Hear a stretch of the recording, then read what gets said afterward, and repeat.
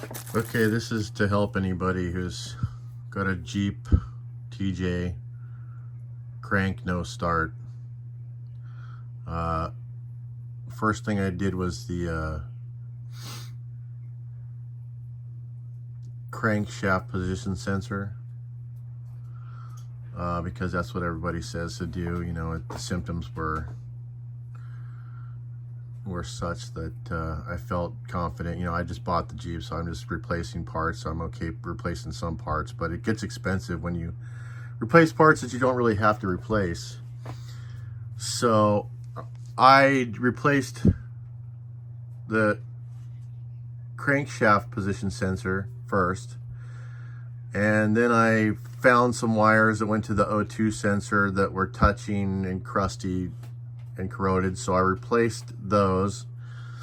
I used the old connector because I couldn't find the connector that comes from the Jeep to the O2 sensor, so I basically had to rebuild that connector.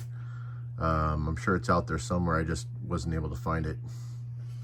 So I replaced the O2 sensor wires that were bad. I found a couple other things that were suspect, but then I went to the battery cables, you know, the ground cables and the positive, and I replaced those with the Big 7 from Big 7 cables from jeepcables.com.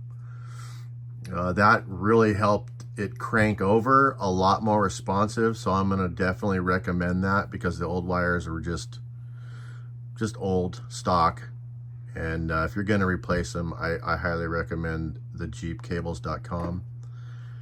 But I got to the point where I couldn't figure it out myself. You know, I'm not that great with the auto electric, so I mean, I bought a new meter, a new nice meter, and I was, you know, learning how to use it. But I got to the point where I couldn't figure out what it was. I was trying to learn how to do the 5-volt reference, but it really helps if you have a computer. So I ended up calling a guy that does auto electric, and he drove out to my house, and in a matter of minutes he said, "It's your camshaft position sensor. That's what it's showing." He's like, "Go get a new one right now, we'll put it in, and I guarantee that's what the problem is." So I ran down to the O'Reillys and picked up a new one.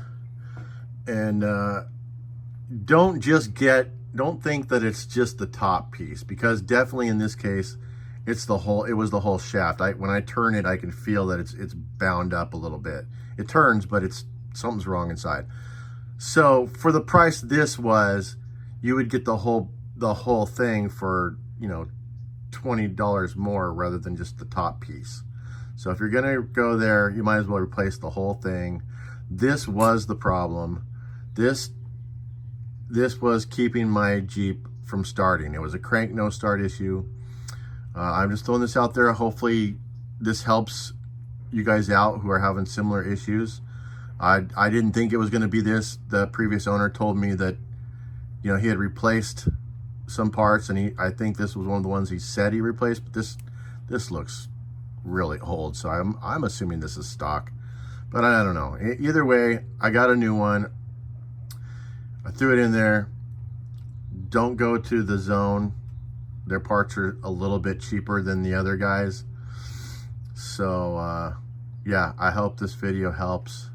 You guys get out there, have fun, and be safe.